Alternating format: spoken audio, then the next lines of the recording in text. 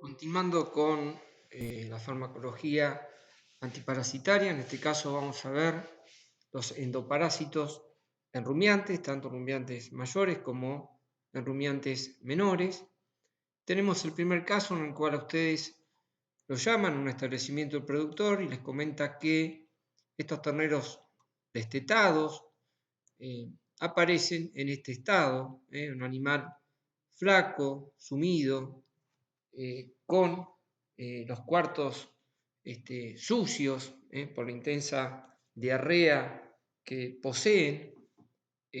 Si al mismo le vemos ese pelo arratonado, no pelecha, la diferencia de animales afectados con algunos que no lo están o no están en tan grave estado.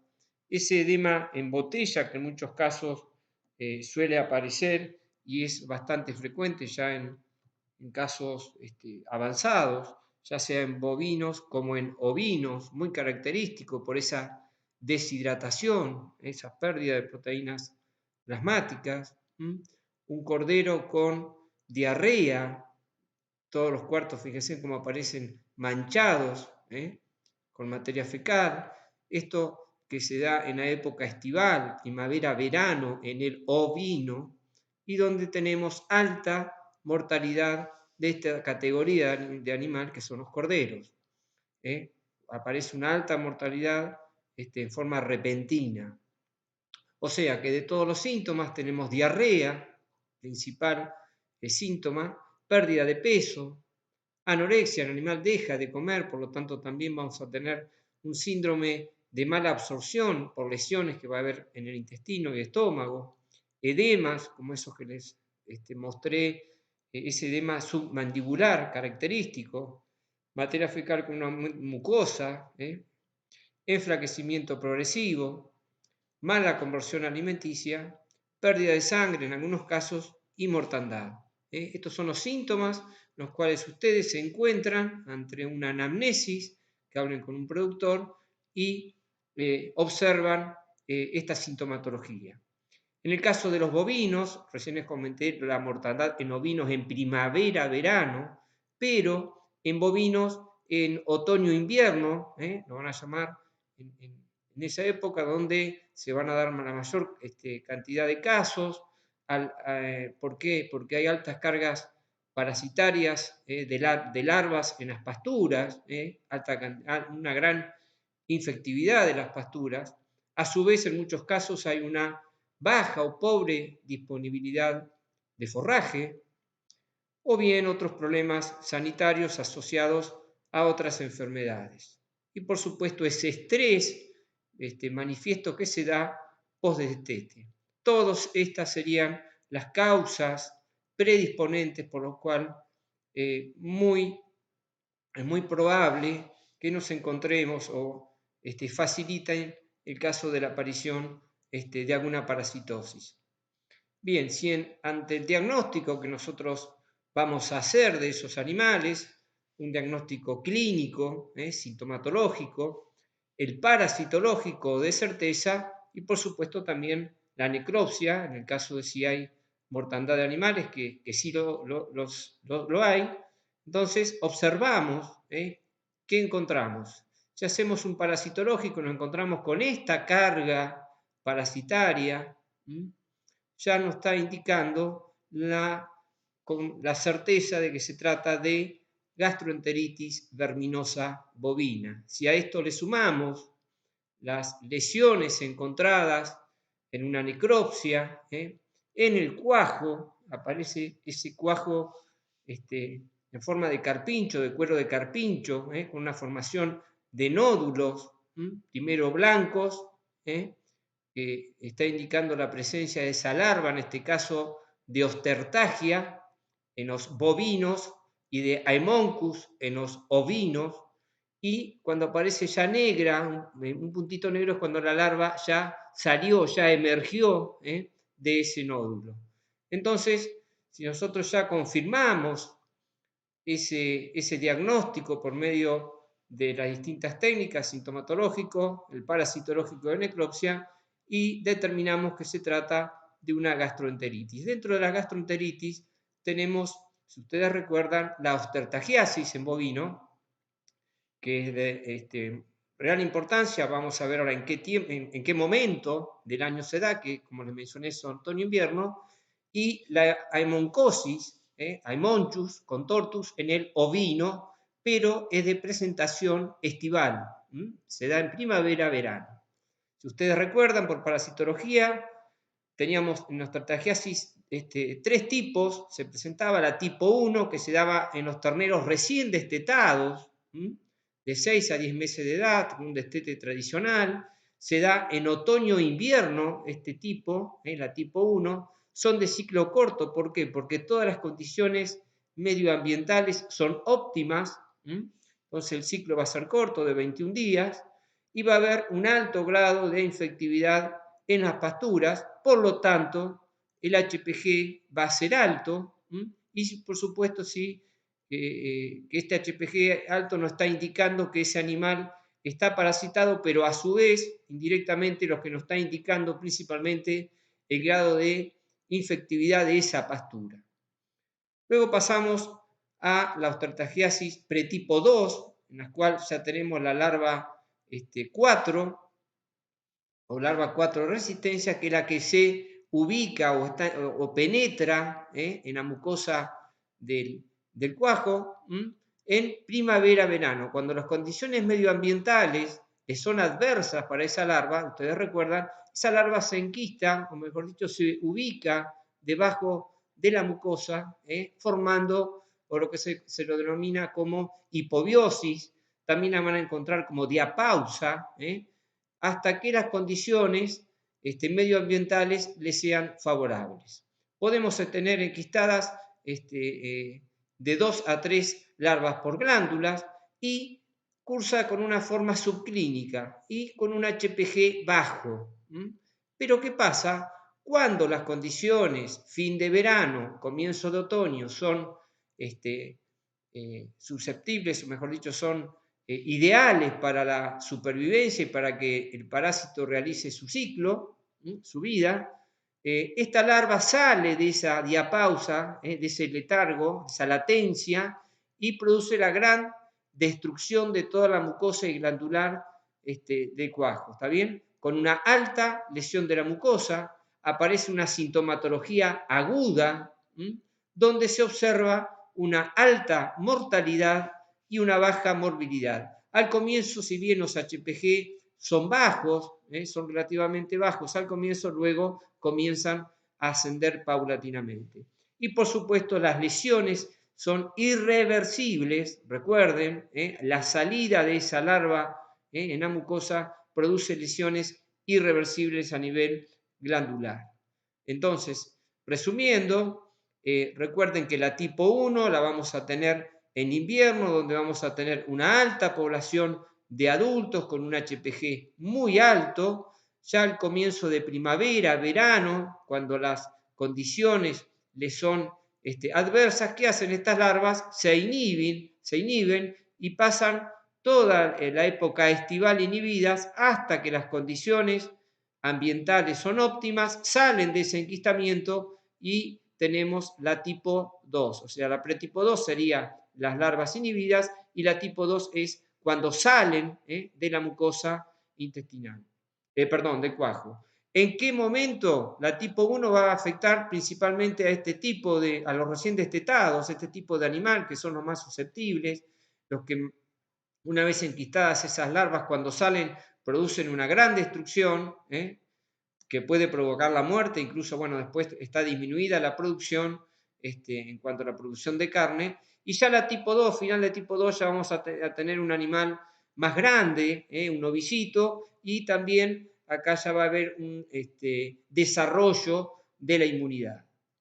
Recuerden también que el 5% nada más de la parasitosis, de la fase parasitaria, que como les decía, la tipo 1 duraba 21 días y era rápida, el 5% va a estar en el animal, mientras que el 95% de los parásitos va a estar en el medio ambiente, es decir, es lo que se conoce como fase libre de la enfermedad, y es de aproximadamente 14 días. Esto lo tenemos que tener en cuenta, ya vamos a ver después. Como les decía, si nosotros hacemos un HPG, estamos analizando únicamente este 5% de los parásitos que están en el animal, pero a su vez nos está indicando el grado de parasitación, de infectividad de esa pastura. Bueno, con respecto a lo que estoy comentando, la infectividad de las pasturas, otoño va aumentando. En otoño-invierno es cuando existe una alta oferta de larvas en las pasturas, alcanzando su punto máximo en el invierno, donde posteriormente va disminuyendo y al llegar la primavera, que ya empiezan a inhibirse, primavera-verano, ya están inhibidas, bajo riesgo. Tener en cuenta que la supervivencia de la larva va a estar condicionada al ambiente, a la temperatura y humedad, y oscila entre 5 a 10 meses aproximadamente. Bueno, una foto en la cual muestra en un forraje, en una planta, esa gota de rocío con las larvas en su interior. Para que tengan una idea y recuerden la facilidad que esas larvas que tienen de ascender hasta una altura aproximadamente de 20, de 15 a 20 centímetros en el forraje para que el animal lo consuma. Esa es la particularidad, son larvas muy móviles, generalmente en las primeras horas de la mañana es cuando asciende, después cuando el sol o existe calor bajan y a la tardecita es cuando vuelven a subir a los pastos. Tener en cuenta cuándo tomar la muestra para hacer lavado de pasto, en qué horas se deben realizar, a la mañana temprano y horas por la tarde. Bueno, también la diseminación que esas larvas pueden tener desde la materia fecal, acuérdense que forma como una cámara de cultivo en el cual las larvas se sienten cómodas, pero también pueden desplazarse en este caso, bueno, no existe cobertura vegetal, pero pueden desplazarse desde 5, 10 hasta 15 centímetros de la bosta. ¿Está bien? Bien, esta parasitosis, además de crear problemas y ser muy compleja en, sobre todo los terneros, como les dije, de destete, también tiene una gran incidencia en vaquillonas de reposición, futuras madres, en las cuales se van a ver afectados los órganos de reproducción. Acá ustedes ven en la foto una vaquillona con el útero normal, digamos, y una vaquillona a la cual ha sido sometida o ha estado expuesta a una gastroenteritis verminosa. También el tamaño de los ovarios va a ver, es decir, el aparato reproductor se va a ver íntimamente relacionado con el grado de parasitosis. A su vez también el desarrollo óseo de ese animal, el desarrollo esquelético, medido a través del diámetro pélvico, si ustedes recuerdan, cómo va a variar en ambos lados, en las controladas, digamos, las que se desparasitan o no tienen parásito, y las parasitadas. Fíjense que existe una marcada diferencia en cuanto al promedio del diámetro pélvico en las controladas, 204 centímetros cuadrados, y en cambio en las parasitadas llega a 190, 192 centímetros cuadrados. Y también el peso promedio, que alcanzan en este caso 325 kilos, 327 y 280, 85 kilos en las parasitadas. Entonces tengan en cuenta esta categoría cuando ustedes asesoren un campo o tengan que ver en la recría, estén a cargo de esa recría, la importancia que debe tener en vaquillonas de reposición. Lo mismo ocurre en los toros. ¿Y cuándo es el momento en el cual los toros son más susceptibles, a pesar de que son animales adultos, y ustedes saben que estos se comportan como portadores sanos, es decir, tienen la parasitosis, pero no la manifiestan? Sin embargo, en ciertos momentos, generalmente post servicio, cuando el animal baja su inmunidad o tiene un gran gasto de energía, los parásitos aumentan el número y en esos casos es problemático en el caso de los toros, en ese momento de la del servicio. Bien, el tratamiento es importante, y esto se los anoté, que la falta de integración entre el manejo animal y tratamiento y el incorrecto uso de drogas antihelmínticas disponibles son elementos relevantes en la falta de control de los parásitos. Esto es importante, ¿por qué? Porque muchas veces si no hay una integración, manejo del animal y tratamiento, seguramente, sumado al uso incorrecto de las drogas, vamos a fracasar en cuanto al tratamiento que nosotros apliquemos a esa parasitosis. Bueno, un recordatorio de los que les mencioné anteriormente en el tratamiento. En el 5% tenemos en los animales únicamente los parásitos y el 95% está contaminando la pastura. Por lo tanto, aunque cuando nosotros usemos buenos o la elección sea buena o la droga sea buena, que no haya resistencia, solamente vamos a actuar sobre esta población de parásitos, los que están en los animales, sobre las formas adultas y también si utilizamos antiparasitarios con efecto ovicida. Bien, tener en cuenta que siempre recuerden, y ya lo saben por el año pasado, los que han cursado parasitología, que se recomienda tomar muestras antes del tratamiento, antes de realizar el tratamiento, y una vez realizado el mismo, a los 14 días se vuelve a tomar muestras y de esta manera vemos el efecto de ese antiparasitario. Si por medio de análisis de HPG, si ese HPG ha disminuido en forma significativa, es decir, que el tratamiento fue bueno, la droga que elegimos y fue la óptima y tuvo muy buen resultado. Sin embargo, si los HPG se mantienen o aún aumentan, es porque la droga tiene resistencia o bien no ha funcionado, ¿sí? Pero recuerden bien este mecanismo. Tomen muestras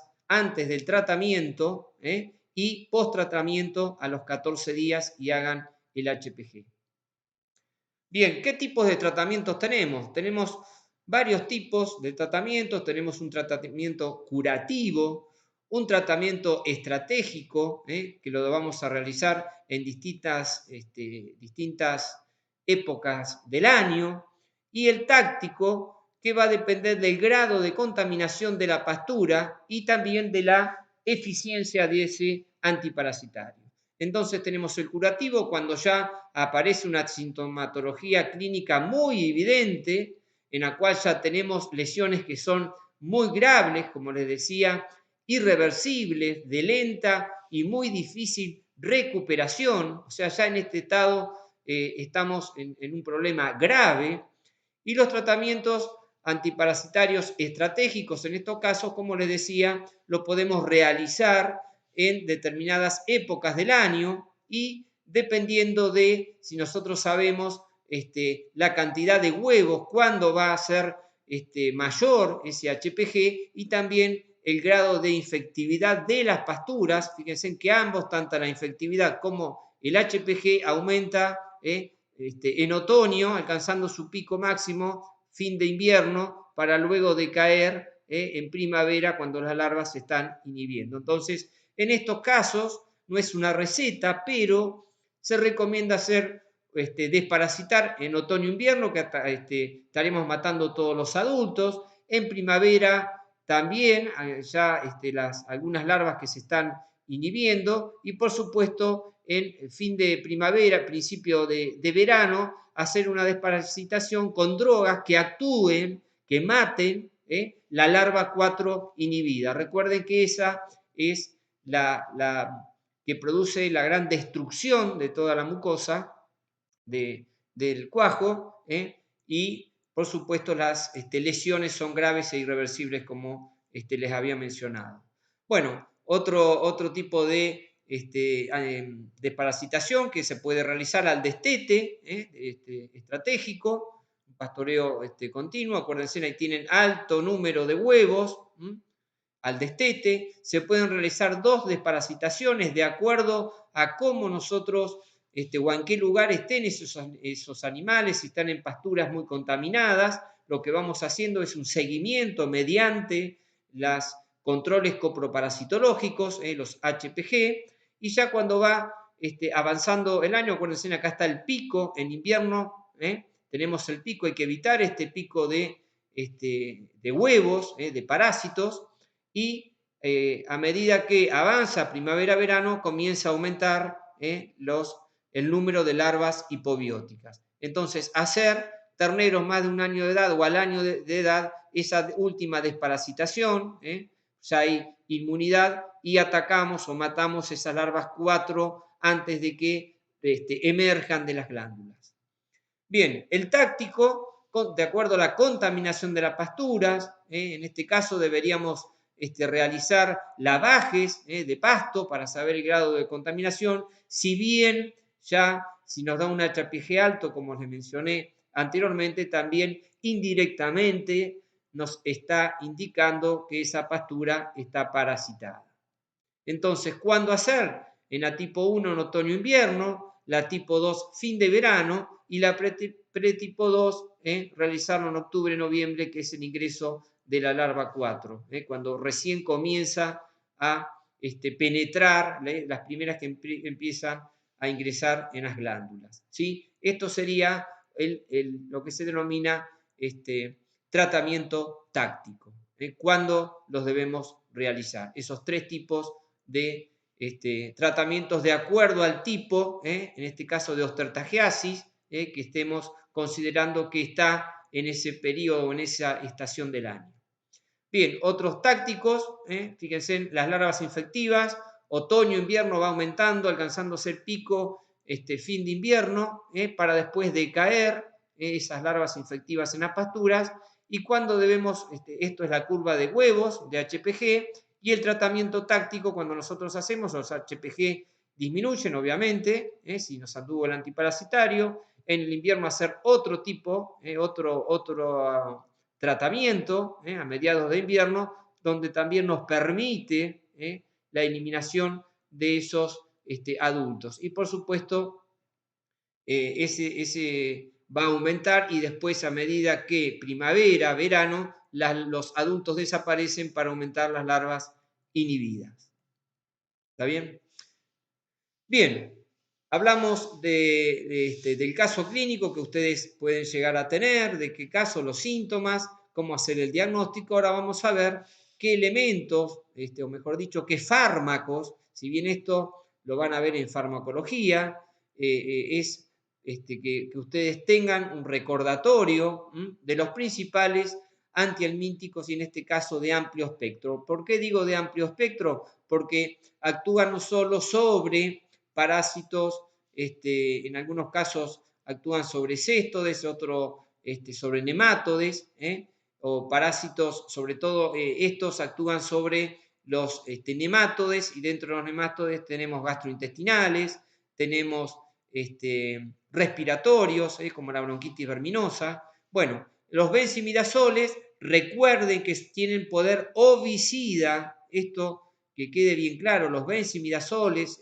tiabendazole, albendazole, fenbendazole, oxfendazole, mebendazole, parbendazole, flubendazole, ciclobendazole, luxabendazole, todos tienen efecto ovicida, y el ricobendazol, todos estos anteriores, recuerden, se dan vía oral, son los antiparasitarios lechosos. En cambio, el ricobendazol es el único benzimidazol que se da vía inyectable, y el triclabendazol, sobre todo también, que es para fasciola hepática. Como les decía, de amplio espectro, porque tiene acción sobre las formas adultas y maduras y sobre parásitos intestinales y pulmonares. Bueno, otra clasificación un poco más compleja de farmacología, los benzimidazoles tiazoles, como el tiabendazol, cambendazol, ya lo van a tener bien en farmacología, los benzimidazoles carbamatos, mebendazol, oxial, albendazol y albendazol sulfóxido, fenbendazol, oxfendazol, parbendazol, los benzimidazoles halogenados como el triclabendazol para fasciola hepática, droga de elección, aunque ya hay resistencia, y los probenzimidazoles como el tiofanato, lobendazol, febantel, que es el febendazol, y el netobimin, que es el albendazol. Son todos de amplio espectro, de baja toxicidad, y bueno, lo del bajo costo estaría por verse cómo está hoy. Los provenzimidazoles, febantel, netobimin y tiofanato, los imidotiazoles, como el levamisol. Recuerden que el levamisol, recuerden esto, no actúa sobre la larva 4 inhibida. Entonces, si ustedes hacen un tratamiento en primavera, fin de verano con levamisol, seguramente van a fracasar porque ese levamisol no mata la larva 4 inhibida. Recuerden y ténganlo presente. Y el tetramisol. El levamisol es excelente, es una droga muy vieja que dejó de usarse y hoy día es una de las que menos resistencia ofrece ante los parásitos. Las tetrahidropirimidinas, como el morantel, el pirantel y el oxantel. Y bueno, acá tienen un cuadro en el cual tienen las drogas, que ya anteriormente mencionadas, de los benzimidazoles, las dosis en miligramos por kilo, varían todas entre 5 a 10 miligramos por kilo, generalmente 7,5, 4,5, a no ser el parbendazole que duplica esa dosis, 30 miligramos por kilo.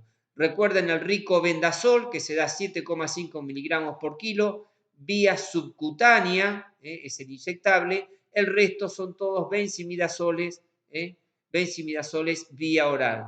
Los provenzimidazoles, como el febantel, netobimin, también fíjense, si ustedes relacionan la dosificación, va entre 5 a 10 miligramos aproximadamente, a no ser el parbendazole que duplica la dosis. Otros principios activos, como el closantel, se utiliza en 12,5 miligramos por kilo y la dosis es aproximadamente de 5 miligramos por kilo de peso y 10 miligramos por kilo de peso en el caso de parásitos externos. Fosfato o clorhidrato de levamisol, son el tetramizol, que es el fosfamisol, se da oral, subcutáneo, no es ovicida. Otra cosa que no les mencioné es que no es ovicida y que no actúa sobre la larva 4R. Recuerden esto también, el levamisol, tanto el fosfato como el clorhidrato, no son ovicidas y no actúan sobre la larva 4 inhibida. Tenerlo en cuenta cuando en el tratamiento ya vamos a ver si nosotros desparasitamos con estas larvas, como les dije, en primavera-verano, vamos a fracasar porque no va a actuar sobre la larva 4, y si nosotros desparasitamos y echamos la hacienda, colocamos en un potrero en la cual existe una pastura de implantación nueva o un verdeo de invierno nuevo, vamos a fracasar. ¿Por qué? Porque inmediatamente esos animales, por más que estén desparasitados, van a eliminar y van a contaminar esa pastura o ese verdeo. Abamectina derquante, que es el Cetartex, es una droga nueva, generalmente se lo utiliza para ovinos. Y después está el grupo de los endectocidas, que recuerden, no actúan sobre céstodes ni tremátodes, es decir, no actúan sobre las tenias. Si ustedes van a diagnosticar y tienen tenias, no coloquen endectocidas, las lactonas macrocíclicas, ni tampoco los protozoos, recuerden los coccidios, y tampoco no tienen acción ovicida en este caso, ¿sí? No tienen acción ovicida. Las lactonas macrocíclicas no tienen acción ovicida, al igual que el levamisol. ¿Cuáles son? Bueno, ya las conocen, las avermectinas, como la ivermectina, la más conocida, abamectina, doramectina, esplinomectina, y las milmivicinas, como el moxidectin y la milbemicina oxima. Estas serían las drogas o lactonas macrocíclicas, todas de aplicación subcutánea inyectable. Bueno, acá tienen aún más una clasificación de los endectocidas, las ivermectinas al 1%. Estas van a tener, hay muchas en el mercado, de acuerdo al laboratorio presente. Es el Ivomec, Vagomectina, existen muchas. La aplicación subcutánea y la dosis se dan 200 miligramos por kilo de peso a razón de 1 centímetro cada 50 kilos para los bovinos. Abamectina al 1%, el nombre comercial es el Duotin, también en forma inyectable. Se dan 0,2 miligramos por kilo y 1 centímetro cada 50 kilos. Doramectina, que es el Floc o el Dectomax, se da vía subcutánea, 1 centímetro también cada 50 kilos, 0,2 miligramos por kilo. Moxidectin, que es el Cidectin, nombre comercial, forma subcutánea, 1 centímetro cada 45 kilos, 0,2 miligramos por kilo. Ivermectina, puede haber combinaciones de drogas como la ivermectina con la abamectina, el nombre comercial de ese producto es el Fenomax, anda bastante bien, aplicación subcutánea y se da 1 centímetro cada 50 kilos. Estas son las presentaciones, les muestro algunas de ellas, de albendazones, vienen bidones generalmente de 2 litros o de 5 litros, 250 miligramos, indicaciones para parásitos gastrointestinales y para fasciola, fíjense, es un antihelmíntico de amplio espectro, y se da una dosificación de 2 centímetros cada 100 kilos de peso vivo. Otro albendazol, en el cual, fíjense cómo cambia según la concentración, se da en bovinos 5 miligramos por kilo, al 10%, y se aplican 5 mililitros cada 100 kilos de peso vivo. Oxfendazole, el Zictamec intrarruminal ya no está en el mercado, es una droga que el oxfendazole que anduvo muy bien cuando se aplicaba intrarruminal, ya hoy no se produce. La dosis es de 1 centímetro cada 36 kilos de peso vivo vía intrarruminal. Paraxane al 10% es un fenbendazole, fíjense, son todos benzimidazoles lechosos, se da vía oral 5 mililitros cada 100 kilos, al igual que el albendazoles, en este caso, que se da 5 centímetros cada 100-110 kilos de peso vivo. El Valbacen, droga, esta es el albendazole, dosis 5 miligramos por kilo de peso vivo, vía oral. Ricobendazol, que es el único inyectable, como les decía, que se da vía subcutánea, la intramuscular no se la recomienda, se dan 3,75 miligramos por kilo, es ovicida para parásitos gastrointestinales, parásitos pulmonares y también tiene acción sobre tenias. Bueno, otro albendazol con cobalto, levamisol con triclavendazol, acá tienen otro de amplio espectro, tiene con ivermectinas, o sea, tiene levamisol, el triclavendazole y la ivermectinas combinadas, antihelmíntico fasciolicida sobre todo, por el triclavendazole. El closantel es otra droga vieja que se dejó de usar o fue reemplazada por otras y que también al dejar de usarse o de utilizarse y reemplazada por otras, hoy tiene baja resistencia, viene como sal sódica, 10 gramos combinada con ivermectinas, ¿sí? Es el Cloxantel Plus.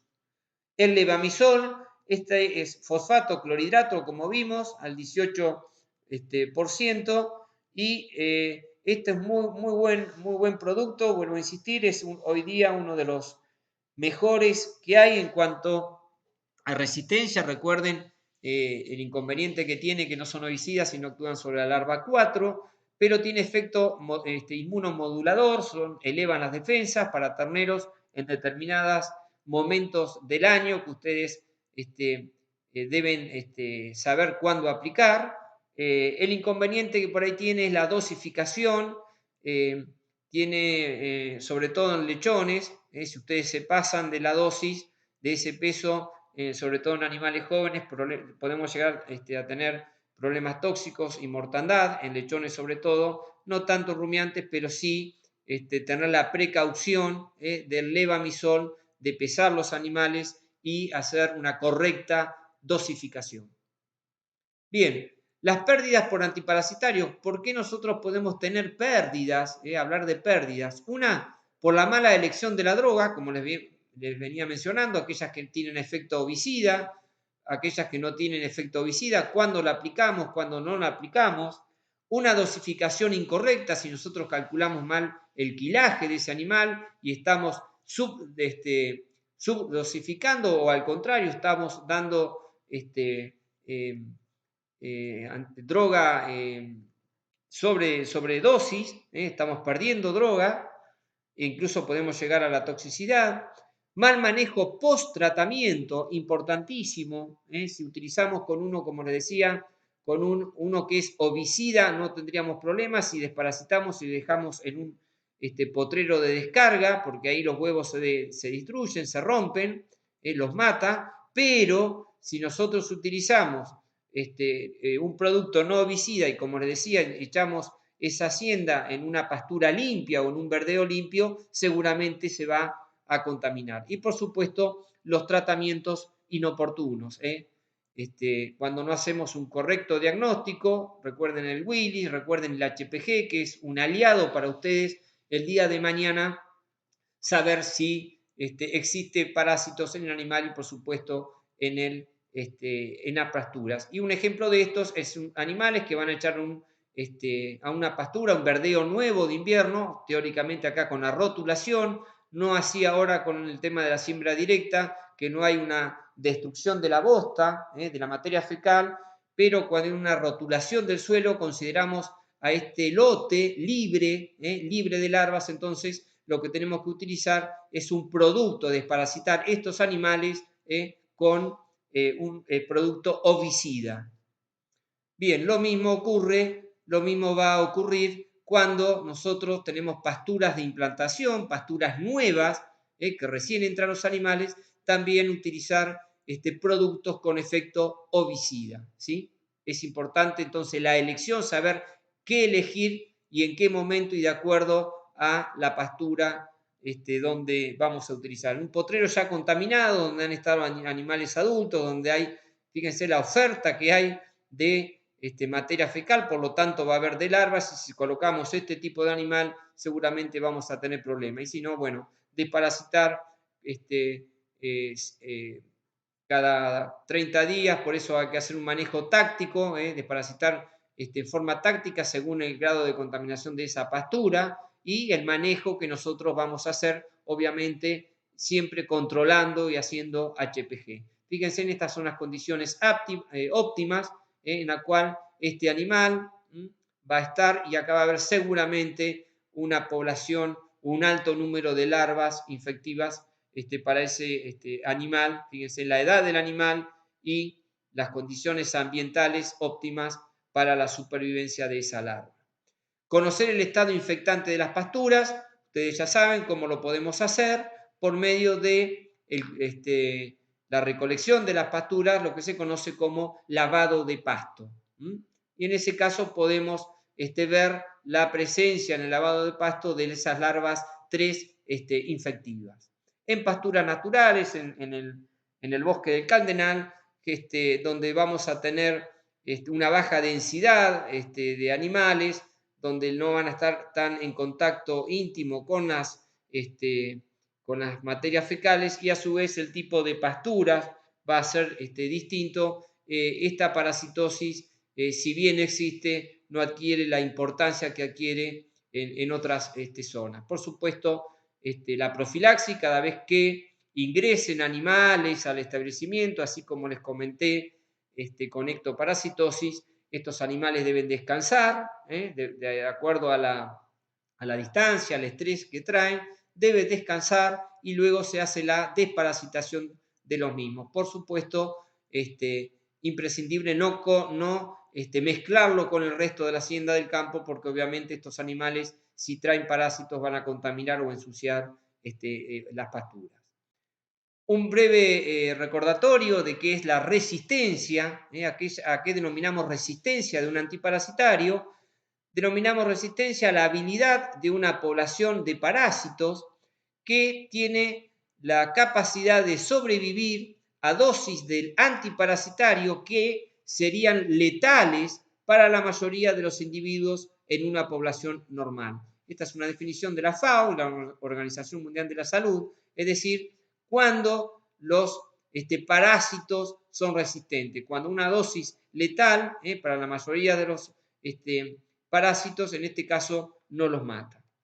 Entonces, ¿cómo podemos nosotros interactuar? Y muy sintéticamente, ¿cómo podemos disminuir esa resistencia? Una es disminuir la frecuencia de los tratamientos. Eso va a quedar pura y exclusivamente la responsabilidad de ustedes, de hacer ese diagnóstico, ese manejo, esas desparasitaciones tácticas o estratégicas.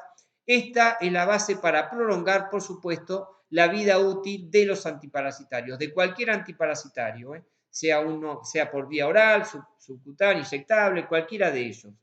Tengan en cuenta que no existen nuevas drogas próximas a aparecer en el mercado para reemplazar a las actuales.